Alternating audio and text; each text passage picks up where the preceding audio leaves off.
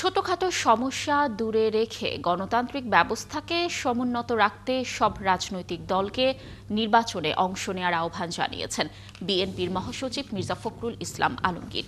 শনিবার নয়া দিগন্তের প্রতিষ্ঠা বার্ষিকীতে যোগ দিয়ে তিনি আরও বলেন, গ্রহণযোগ্য নির্বাচনের মাধ্যমেই গণতান্ত্রিক প্রক্রিয়ায় উত্তরণ ঘটবে।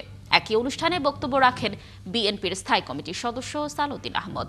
তিনি জানান, আমাদের অনৈক্যের কারণে যদি ফ্যাসিবাদ ফিরে আসে তাহলে জাতি ক্ষমা করবে না। দর্শক, বিস্তারিত জানাচ্ছেন মাহিলা ইসলাম। গুণীজনেরা আমাদের সামনে বসে আছেন। নয়াদিগন্তে ২১তম প্রতিষ্ঠাবার্ষিকী শিল্পকলা একাডেমির মিলনায়তনে এই অনুষ্ঠানে যোগ নেন বিএনপি নেতারা।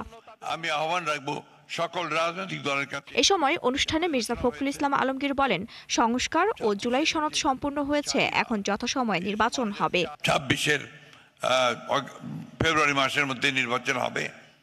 আমরা আশা করছি এর মধ্যে সংস্কার যে সমস্ত সবাই রাজনৈতিক দলগুলো একমত হয়েছে, সনদ স্বাক্ষর করেছেন, এবং আশা করি আমরা যে এই বিষয়গুলো নিষ্পত্তি হয়ে গেছে ইতিমধ্যে, সঠিক সময়ে নির্বাচন অনুষ্ঠিত হবে।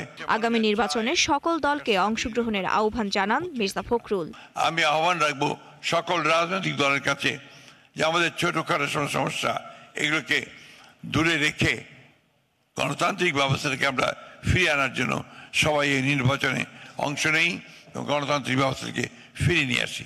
একই অনুষ্ঠানে বিএনপির স্থায়ী কমিটির সদস্য সালাউদ্দিন আহমদ বলেন, ফ্যাসিস্টদের প্রত্যাবর্তন ঠেকাতে সব ধরনের ঐক্য জরুরি। ঐক্যবদ্ধ থেকেই আমরা ফ্যাসিস্ট আওয়ামী লীগের প্রত্যাবর্তনের সমস্ত দরজা বন্ধ করব, এই প্রতিজ্ঞা আমাদের থাকতে হবে। সালাউদ্দিন আহমদ বলেন, আগামীর জন্য শক্তিশালী বাংলাদেশ বিনির্মাণে একযোগে কাজ করতে হবে। সন্তানদের জন্য এটি প্রকৃত শক্তিশালী গণতান্ত্রিক সমাজ, রাষ্ট্র এবং সরকার ব্যবস্থা রেখে যেতে হবে।